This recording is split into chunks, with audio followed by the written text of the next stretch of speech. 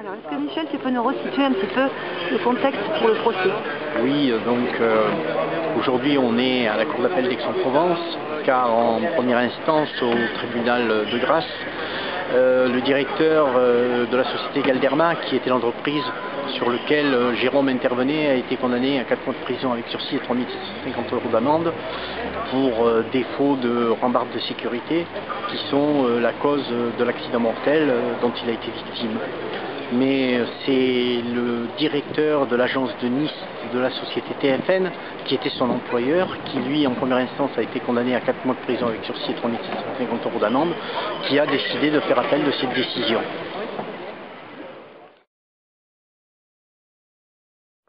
Et là, Michel, qu'est-ce que tu attends d'aujourd'hui? Alors, je dirais qu'aujourd'hui, à titre personnel, on n'attend pas grand-chose, parce que la mort d'un enfant, c'est terrible, c'est irréparable. Par contre, ce que j'attends de la justice, c'est qu'effectivement, elle sorte de la banalisation, les accidents du travail, dont aujourd'hui on parle très peu. Je fais souvent d'ailleurs la comparaison avec ce qui s'est passé en matière d'insécurité routière. C'est lorsque la société n'a plus accepté que 8000 personnes par an meurent sur les routes, qu'un certain nombre de dispositions ont été prises et qu'aujourd'hui on a un nombre de morts sur les routes encore important, mais qui a été divisé par 2. Je crois que si on prenait un certain nombre de dispositions concrètes dans le domaine des accidents du travail, on pourrait arriver à diviser aussi par 2 le nombre d'accidents mortels du travail.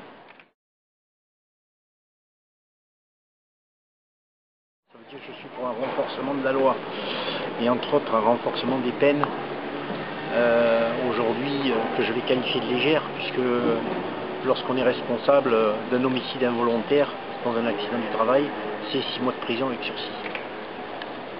Tu es pour augmenter les peines ou pas? Oui, je suis pour. Bien sûr. C'est pas suffisant, si tu veux, pour lutter face à ce phénomène, quoi. Il y a un véritable travail pédagogique, y compris auprès des salariés, pour expliquer que prendre des mesures en termes de sécurité, ce ne sont pas des contraintes supplémentaires qu'on ajoute au travail, mais au contraire, c'est pour limiter les risques.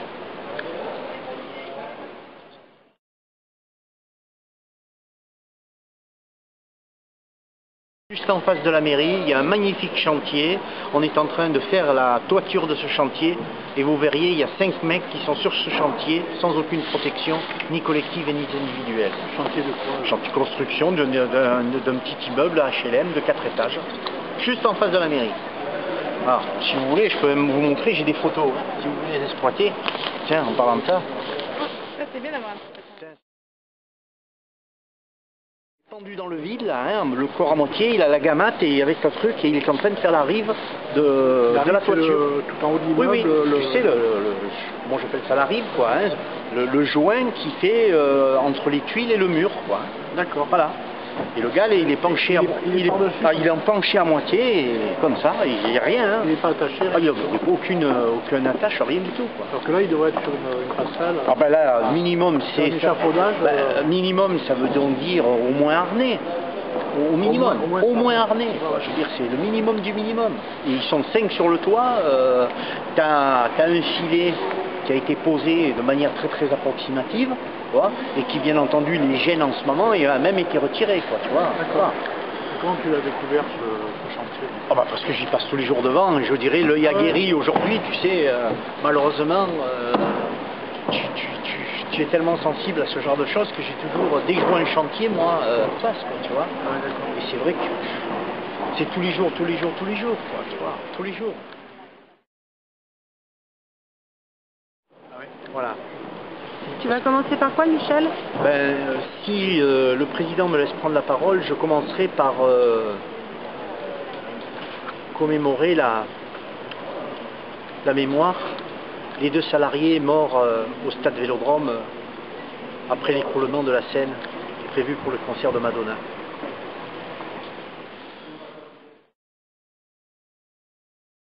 C'est pareil, là tu es sur l'enquête. Tu es sur... Alors bon, là j'espère quand même que vu l'énormité de la chose, on n'est pas sur une information judiciaire, mais qu'il y avait eu un juge d'instruction qui a été désigné. Oui. Parce que si tu veux, par exemple, c'est un des aspects qu'on a dans le dossier de Jérôme, c'est qu'on a eu une information judiciaire. On n'a pas eu un juge d'instruction. Ce qui veut dire qu'on n'a pas pu demander d'audition ou d'enquête complémentaire, puisque c'est le procureur qui a décidé qu'il avait suffisamment Le procureur de Grasse. Il a trouvé qu'il y avait suffisamment de preuves pour inculper le directeur de Galderma et le chef de l'agence de TF1 de Nice, et à partir de là de dire j'ai suffisamment de choses pour pouvoir aller en première instance. Voilà. C'est bon chez moi ça. Pas été suffisant. C'est-à-dire qu'ils n'ont pas assez poussé, quoi. Il y a des personnes qui devraient être aujourd'hui présentes, qui n'ont pas été, et par exemple, lors du premier procès, ils n'ont pas été cités à comparaître, quoi. C'est-à-dire que le procureur... C'est-à-dire que là, ceux qui ont été condamnés en première instance, pour vous, c'est des lampistes, quoi. On va dire ça comme ça, quoi. C'est des seconds couteaux, on va dire. Il y a des gens qui devraient être, qui auraient dû comparaître, mais le procureur a décidé de viser certaines personnes et pas d'autres, quoi. D'accord. Et c'est vrai que la juge... Donc les vrais responsables, de votre point de vue, n'ont pas été inquiétés, quoi. Voilà. De votre point de vue. Hein. Ouais, de mon point de vue, quoi. D'accord. La personne qui a embauché mon frère réellement n'a pas été convoquée. Parce qu'il y a eu un changement de direction entre temps et... Ah oui, il y a eu ça aussi. Sans parler, le réquisiteur du procureur n'était pas forcément... Ils sont allés beaucoup plus loin en première instance que ce que le procureur demandait, quoi.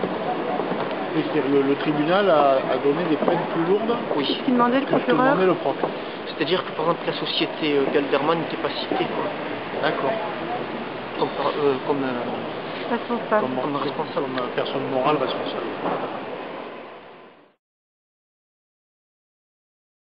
De la scène de Madonna, il y a un juge d'instruction, hein, c'est ça.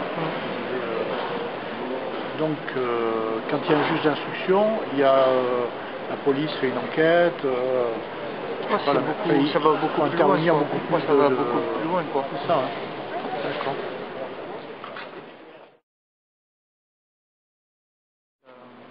La fondation Copernic, Copernic, à Marseille. c'est vrai qu'il y a un avocat qui disait que le ministère, s'il y a mort d'homme, on fait des poursuites, et s'il n'y a pas mort d'homme, on classe un petit peu l'affaire. C'est ça.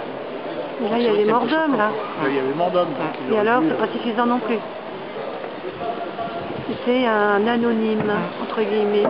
C'est vrai que si on ne connaissait pas des personnes à droite et à gauche, quoi, on serait encore en train de demander que l'affaire soit jugée, quoi.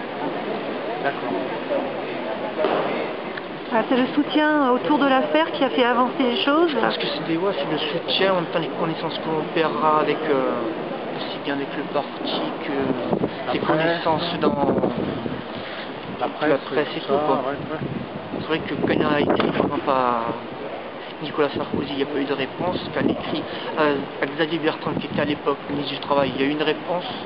Et Rachida Dati aussi, quoi. Mais c'est ironique, c'était le même courrier, sauf qu'il y avait là en bas, c'était pas la même signature, quoi. Ah ouais. C'était un courrier copie. Ouais, copie, c'était exactement les mêmes choses qui étaient marquées, sauf que la signature soit. Un courrier type, quoi.